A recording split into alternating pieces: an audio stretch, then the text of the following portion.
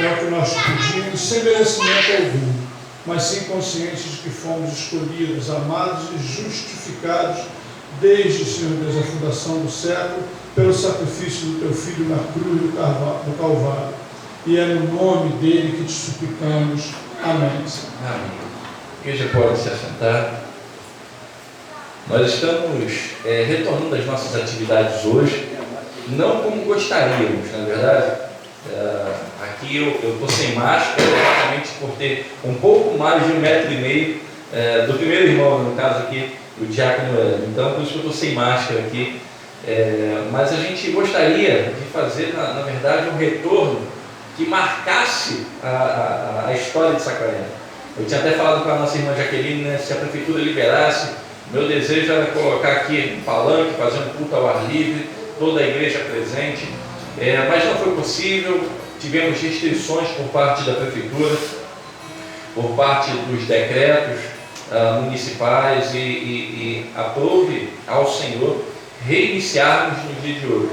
Então o conselho sentou, se reuniu, verificou as possibilidades e ficou decidido também no conselho que, à medida que nós formos andando, caminhando, a prefeitura foi se desenvolvendo também em relação à abertura maior. A princípio ficaria estabelecido um culto só no domingo pela manhã, porque precisa haver um intervalo de 2 horas para a higienização de todo o espaço de um culto para o outro. Ou seja, se iniciarmos o nosso culto 9 horas, a nossa escola dominical teria que ser 11 horas. Aí as donas de casa iam me matar. Não ia ser o Covid, ia ser as donas de casa, porque não ia ter como fazer o almoço a tempo. Então nós achamos por bem fazer apenas o culto da manhã e não fazer o culto vespertino. A princípio, podendo mudar semanalmente. Se a prefeitura flexibilizar um pouquinho mais, a gente pode voltar à normalidade com mais rapidez. Mas a princípio nós vamos ter apenas um culto no domingo de manhã. A ceia vai continuar sendo no terceiro domingo de manhã. Está sendo hoje, excepcionalmente, em função do nosso retorno, da nossa volta. Mas nós temos muito que agradecer ao Senhor, porque nesses 3 meses, irmãos, nenhuma conta da igreja atrasou. Nenhuma. O presbítero Roberto, que é o tesoureiro, é sempre em contato comigo, fala: pastor, superou as nossas expectativas. Veio os dízimos e ofertas normalmente. Teve mês, né, irmão, que veio até mais do que os outros meses de atividade da igreja. Então, em tudo isso, nós podemos perceber o cuidado do Senhor, o zelo do Senhor. Nós estávamos preparados para um decréscimo, para uma queda, em função da não participação dos irmãos, mas Deus, mais uma vez, se mostrou dono do trabalho, Senhor da igreja. E a igreja foi sustentada. Os missionários continuaram recebendo suas ofertas, as plantações de igreja continuaram recebendo as suas ofertas, as contas da igreja foram todas quitadas nas suas datas, nenhuma atrasou, para a glória do Senhor. Então nós louvamos a Deus e louvamos também porque o Senhor nos possibilitou de também ofertarmos, darmos o nosso dízimo. Isso é sinal do cuidado de Deus, não apenas com a igreja, mas é o sinal do cuidado de Deus com as famílias. As famílias continuaram sendo sustentadas por Deus e a igreja também foi sustentada. Diante desse quadro que a gente tem enfrentado, a nossa rotina de culto também ela encolheu um pouco, porque há uma recomendação que não fique em espaço apertado por mais de 1h30. Há essa recomendação pela OMS, né, dependendo do tamanho do espaço. Então nós decidimos encurtar um pouquinho o nosso culto, exatamente para a gente não sofrer com isso. E nesse momento eu queria compartilhar com você a palavra do Senhor, compartilhar um pouquinho do muito que Ele tem nos dado durante todo esse tempo.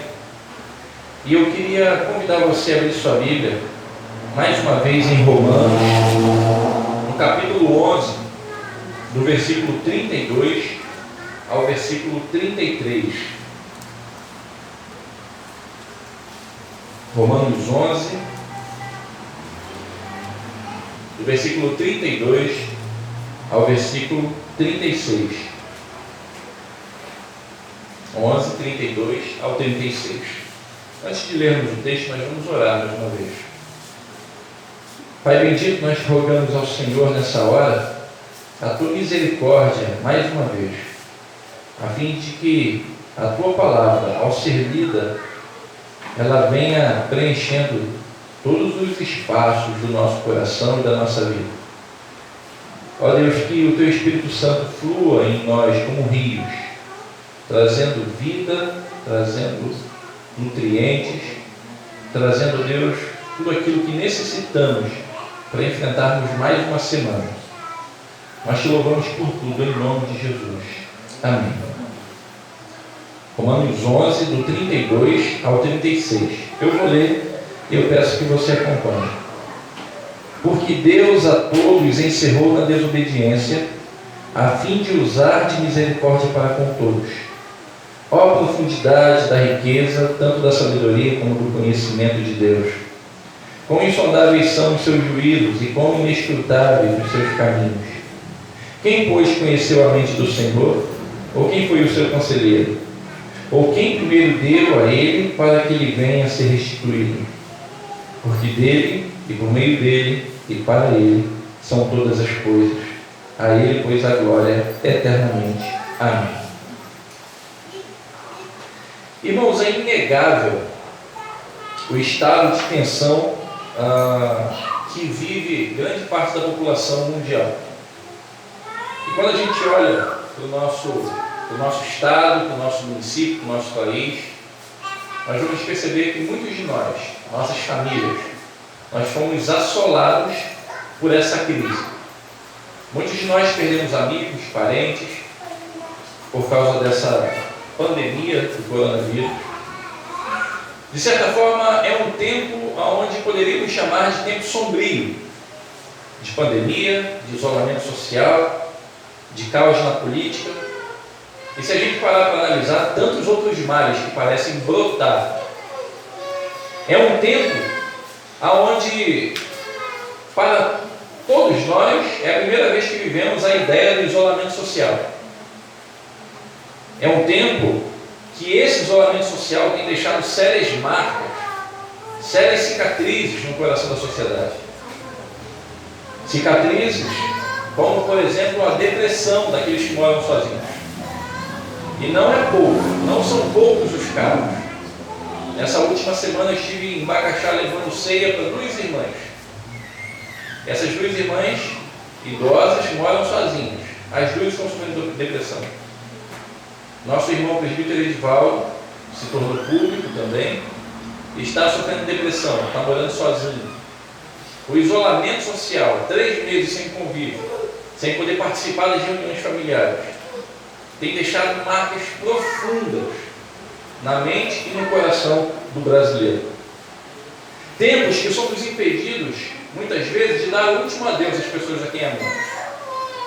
Tempos que ficamos impedidos de nos aproximar daquelas pessoas que o nosso coração viveu o tempo todo junto, mas por causa dessa pandemia tivemos que nos afastar. Nós estamos vivendo, sem dúvida, tempos duros demais. E o incrível é que em muitos corações, inclusive de cristãos, surge uma grande pergunta: onde Deus estava no meio de tudo isso? Aonde Deus estava no meio da pandemia? Aonde Deus estava no meio da crise? Aonde Deus estava no meio do luto? Aonde Deus estava no meio do sofrimento? Aonde Deus estava quando tudo isso aconteceu? Quando a gente olha o apóstolo Paulo escrevendo a carta aos Romanos, uma carta de profunda reflexão teológica, uma carta riquíssima em detalhes que gerações após gerações desfrutam e aplicam na sua vida e na vida da igreja, não seria correto dizer que o apóstolo Paulo estava vivendo o momento mais feliz da vida dele. Não seria correto dizer que o apóstolo Paulo estava vislumbrando um mar de rosas sem espinhos. Pelo contrário, era correto dizer que nesse tempo, aquele espinho da carne a qual Paulo fala, já estava com ele. Aquele espinho na carne que para uns seria o peso da consciência, para outros seriam uma passagem que ele teve em um determinado país da Ásia e contraiu malária e vivia com constante dor de cabeça e perdeu parte da visão. O espinho na carne estava com Paulo quando ele escreve a carta aos Romanos. Não era momento de alegria para o apóstolo Paulo, porque ele estava sendo perseguido. Não era momento de triunfo, porque ele não estava regozijando momentos de vitória. Pelo contrário, estava vivendo momentos de tensão, momentos de perseguição. Momentos, inclusive, que anos depois aqui o apóstolo Paulo é levado para Roma e morto em Roma, enterrado como indigente. A situação que o apóstolo Paulo escreve esses últimos versículos do capítulo 11 que nós lemos, não era uma situação favorável, muito menos confortável. Mas pela ação do Espírito Santo e por confiar num Deus que transcende, o apóstolo Paulo escreve: ó, a profundidade da riqueza, tanto da sabedoria como do conhecimento de Deus. Quão insondáveis são os seus juízos e quão inescrutáveis os seus caminhos. Quem, pois, conheceu a mente do Senhor? Ou quem foi o seu conselheiro? Ou quem primeiro deu a ele para que venha a ser restituído? Porque dele, e por meio dele, e para ele, são todas as coisas. A ele, pois, a glória eternamente. Amém. O apóstolo Paulo, ele triunfa, toda a honra, louvor e glória a Deus, não pelas situações que ele estava vivendo, mas por saber que Deus continua sendo soberano. Interessante, se a gente parafrasear esses versículos do 33 ao 36, ele afirma que a sua sabedoria e o seu conhecimento são de uma riqueza e profundidade que o coração e a mente humana se tornam pequenos diante do Senhor. Ele diz que não há homem, não há criatura, não há ninguém que conheça a mente do Senhor, ou que conheça os seus planos eternos. E ele diz que ninguém aconselhou Deus a fazer alguma coisa, porque Deus já tinha todo o plano traçado desde a eternidade. Ele diz que ninguém deu a Deus para que depois venha a ser restituído. Ou seja, Paulo apresenta a Roma que Deus não tem obrigação para conosco. O que nós recebemos é graça, é favor imerecido. E se nós não recebemos a condenação, isso é misericórdia. Nós já somos agraciados, porque um dia Ele nos amou e deu seu único filho a morrer na cruz do Calvário por nós. E Ele diz: olha, porque dele, é dele, o meio que a glória existe é por meio dele, por meio do Senhor, e para Ele toda a glória, pelos séculos dos séculos. Tudo que acontece tem um fim último, que é a glória ao nome do Senhor. Eu vou contar um segredo para você. Até no meio da pandemia, Deus foi glorificado. Até no meio do vale da sombra da morte, para muitos de nós, Deus foi glorificado. E diante de tantos males e de tantos questionamentos, o meu desejo mais profundo é que a gente saia daqui hoje entendendo que Deus estava exercendo seus atributos de uma maneira completamente profunda e individual para com todos nós. E nessa manhã, irmãos, eu tenho a pretensão de tentar responder aonde Deus estava no meio de tudo isso. Eu posso afirmar para você, a partir do versículo 32, que foi o primeiro versículo que nós lemos, que Deus estava exercendo o seu supremo cuidado sobre todos nós. Versículo 32 diz: porque Deus a todos encerrou na desobediência, a fim de usar misericórdia para com todos. Desde Adão, nosso primeiro pai, quando cometeu o pecado e foi afastado do paraíso, e a partir daí toda a nação, toda a humanidade, todo o cosmos ele foi afetado pelo pecado, Deus começa a exercer a sua misericórdia. Ainda em Adão e Eva, Deus promete que de Eva nasceria aquele que esmagaria a cabeça da serpente. A execução da misericórdia em andamento, a primeira profecia, o proto-evangelho, o evangelho nascedouro ali em Gênesis. E o povo continuou desobedecendo. E a gente pode olhar a história e ver o povo pecando contra o Senhor, sendo levado cativo para a Babilônia. O povo foi massacrado, o povo foi humilhado, o povo foi escravizado, e Deus sempre provia o libertador. Chegou um ponto de Deus, depois que entraram na terra prometida, levantar juízes que seriam voz de Deus no meio do povo. E toda vez que alguém levantava contra o povo de Israel, um juiz ia lá, orientado pelo Senhor, e conduzia o povo em libertação. Chegou um tempo que o povo de Israel foi aprisionado, levado cativo para a Babilônia. E Deus promove a libertação do Salmo 126 que a gente leu. Chega um momento em que toda a humanidade está cativa do pecado. E Deus exerce a sua misericórdia, enviando Jesus Cristo à cruz do Calvário, para morrer em nosso lugar e nos dar vida eterna. E aí o versículo 32 diz que Deus a todos encerrou, a todos colocou, a toda a humanidade encerrou na desobediência. Todos desobedeceram, todos pecaram, a fim de usar misericórdia para com todos. E pasmem, essa expressão, misericórdia para com todos, é aquilo que conhecemos como graça comum.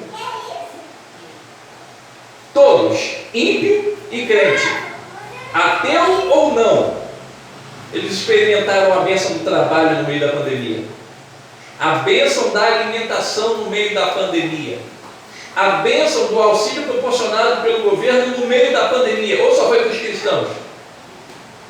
Foi para todas as pessoas, até quem não merecia aos nossos olhos, não é verdade? Mas Deus exerceu a sua misericórdia. Aonde Deus estava no meio dessa turbulência toda, Deus estava exercendo o seu cuidado sobre todos nós. Deus estava agindo com misericórdia. No meio de toda turbulência, no meio de toda aflição, no meio de todo medo e de toda angústia, Deus derramou sobre nós abundante misericórdia, como diz o versículo 32. Deus utilizou diversos meios para que o povo tivesse alento. Aí você pode falar o seguinte: olha, mas eu não vi Deus agindo. Mas você viu um governo distribuindo renda para o Brasil inteiro. Você pode não crer, mas Deus governa sobre todos. Deus reina. E se nós formos abençoados com uma quantia que cair na nossa conta todo mês, não foi pelo governante A, B ou C, foi pela misericórdia eterna de Deus. Você pode perceber que no meio disso tudo, instituições doaram cestas básicas. Nunca na história do povo brasileiro foi doada tantas cestas básicas ao povo. As escolas do município todas doaram comida. O CRAS doou comida. As igrejas doaram comida. Pessoas doaram comida. E foi só para crente? Aonde Deus estava? Cuidando de todo mundo. No meio de todas as coisas, irmãos, a graça de Deus sustentou o nosso país. A graça comum, o amor de Deus sustentou. Isso foi amplamente visto com a sua santa misericórdia. Foi sobre todos os cristãos, sobre todos os ateus, foi sobre pessoas de boa índole, foi sobre pessoas de má índole. Nós podemos dizer que a misericórdia de Deus foi vista. Em nossa mesa, na sua casa, não faltou comida. 3 meses isolados, parados, não faltou comida dentro da nossa casa. Deus mostrou-se misericordioso para com seu povo. Então, diante de tanto caos, onde Deus estava? Exercendo a sua misericórdia para com todo o universo. Ele estava exercendo o seu supremo cuidado sobre cada um de nós. Nada fugiu do seu controle, nada saiu do seu script, nada aconteceu como mero fruto do acaso. E no meio disso tudo, Deus se revelou como aquele único que cuida de todos nós em tempos nebulosos. Deus estava cuidando da gente, mesmo quando a gente não via. Esse texto, no versículo 32, me fez lembrar daquela antiga poesia, Pegadas na Areia. No momento de bonança, o rapaz que caminhava na beira da praia via 2 pares de pegada. Nos momentos mais difíceis da sua vida, ele só via um par de pegada e ele conversa com Deus. Senhor, no momento mais difícil o Senhor me abandonou? Aí ele diz, não, pelo contrário. Nesse momento eu estava te levando no colo. Meu irmão, minha irmã, Deus nos cuidou de tal forma que nós pensávamos estar sozinhos, mas Ele estava nos levando no colo. Isso é misericórdia, isso é cuidado. Nós não estamos sozinhos. A segunda reflexão e a proposta da resposta de onde Deus estava se encontra no versículo 33 e 34. A profundidade da riqueza, tanto da sabedoria como do conhecimento de Deus. Quão insondáveis são os seus juízos e quão inescrutáveis os seus caminhos. Quem, pois, conheceu a mente do Senhor, ou quem foi o seu conselheiro? Onde Deus estava? Deus estava confundindo a vã sabedoria humana. Não foram poucas vezes que nós fomos ludibriados, enganados e confundidos pela Organização Mundial de Saúde. Toma cloroquina? Não toma cloroquina. Volta a tomar cloroquina. Para com cloroquina. Olha, cuidado com as pessoas que não transmitem, não são assintomáticas, que elas transmitem. Depois fala assim, olha, as pessoas assintomáticas é muito raro transmitir. E depois, olha, cuidado que elas transmitem mesmo. Especialistas dando nó em suas mentes por causa de um vírus. Não foram poucas vezes que pesquisas foram e voltaram, avançaram e retrocederam. Especialistas ficaram confusos. E esse pequeno vírus, irmãos, que nós não vemos, virou o mundo que vivemos de pernas para o ar. A economia, os trabalhos, a saúde emocional, tudo parou por causa desse vírus. E sabe o que eu vejo? Eu vejo no meio disso tudo Deus reinando de forma absoluta. Afinal, por mais que muitos de nós ouçamos das pessoas que se Deus é bom porque permite tudo isso, a culpa não é dele, a culpa é nossa. A culpa é nossa. Tudo isso é fruto daquele pecado de Adão, que vai só aumentando gradativamente. E diante dessa confusão, irmãos, aonde Deus estava? Deus estava mostrando ao mundo a sua profunda sabedoria e conhecimento, mostrando que seu juízo e o seu modo de agir são impenetráveis e inteligíveis pela mente humana. Deus estava mostrando que ninguém conhece a sua mente e ainda que ninguém precisa de oráculos modernos. O que nós precisamos é de Deus. Deus enlouqueceu a sabedoria humana. E quando eu digo Deus enlouqueceu a sabedoria humana, eu não estou falando apenas da Organização Mundial da Saúde ou dos especialistas em situação financeira. Eu estou falando das próprias igrejas, que muitos trabalhavam com o mercado da fé dentro de seus templos. Deus fez louca a sabedoria humana, quebrando não apenas a economia, a saúde, a estabilidade, mas quebrando os mercados da fé, que prometiam curas, que prometiam campanhas de milagres. Homens que pareciam ter a agenda de Deus e manipulavam segundo os seus lucros, terça da fé, quarta do emprego, quinta do milagre, sexta da família, e por aí a gente tinha uma agenda de Deus na mão desses hipócritas. Homens que manipulavam aquilo que diziam fazer ou executar apenas para os seus fins próprios. Falsos pastores foram desonrados no meio dessa pandemia. Falsas igrejas cerraram as suas portas. Falsos profetas foram silenciados. Falsos cristãos foram revelados. A falsidade foi exposta em toda a área da humanidade. Não apenas no meio secular, mas também no meio evangélico. A falsidade foi exposta. E a pergunta disso tudo é: onde Deus estava?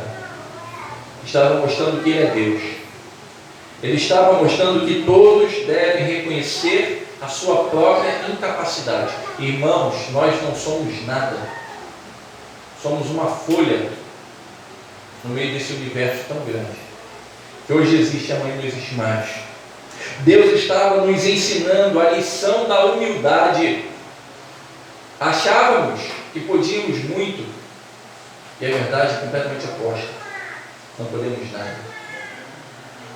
Pessoas se tornaram de risco por ter diabetes, por ter mais de 60 anos, por terem hipertensão, por terem algum problema respiratório. E eu sei que, assim como eu, você também conhece pessoas que têm tudo isso e parece que tem um Deus dentro delas. Deus veio mostrando que todo ser humano é igual, rico, pobre, não há diferença. Colocou todos no mesmo patamar, colocou todos dependendo do mesmo respirador, colocou todas as pessoas debaixo do seu cajado. Deus continuou exercendo o seu papel de Deus. Estava mostrando que todos nós precisávamos lembrar que sem Deus nós não somos nada. Onde Deus estava? Ele estava nos lembrando que nós não somos nada e que não temos nada e que Ele é tudo em nós e para nós. Ele é o nosso tesouro maior. Riqueza passa, fama passa, beleza passa, mas a misericórdia do Senhor, essa permanece dia após dia. Deus, Ele estava mostrando que as coisas não dependem de nós. Versículo 35. O que primeiro deu a Ele para que Ele venha a ser restituído? Nada depende de nós, irmãos, tudo depende de Deus. E quem escreve isso aqui é o apóstolo Paulo, um homem que aprendeu as duras penas, que nada dependia da sua sabedoria, mas tudo depende de Deus. Essa pandemia realmente mostrou que Deus não depende de nós. Ele não depende da igreja, irmãos, mas Ele sustentou a igreja. Ele não depende da nossa adoração, mas Ele permitiu que continuássemos adorando em casa. Ele mostrou que não depende de nada que podemos oferecer a Ele, mas Ele continuou aquecendo o nosso coração para chegarmos nessa manhã e oferecermos o nosso culto racional. Ele nos ensinou que nós é que dependemos dEle para que a igreja seja mantida, que nós é que dependemos dEle para o adorar em espírito e em verdade, porque sem o espírito do Senhor a nossa adoração é oca, é vã. Ele nos mostrou que nós dependemos dEle para exercermos o verdadeiro sentido de vir ao templo. Vir ao templo não é apenas como um evento, mas é como um chamado para o povo de Deus se reunir, com uma santa e solene invocação do povo de Deus. Ele mostrou que dependemos dele para tudo. E o versículo 35 expressa isso. Ou quem primeiro deu a ele para que ele venha ser restituído. Qual a obrigação que Deus tem com você, comigo? Nenhuma. Mas Deus utilizou de todo o clima de medo, de ansiedade e angústia para mostrar uma coisa que o versículo 36 diz: que nisso tudo Ele estava sendo glorificado. Onde Deus estava, Ele estava sendo glorificado. Vamos ler o versículo 36 juntos? porque dele e por meio dele e para ele são todas as coisas. A ele, pois, a glória eternamente. Amém. O fim era de ser glorificado em todas as coisas. O propósito da existência humana, suas alegrias, seus reveses, é para que, em última análise, o nome de Deus fosse glorificado. Eu quero convidar você a abrir sua Bíblia em Provérbios, capítulo 16. Provérbios, capítulo 16, do versículo 1 ao 9.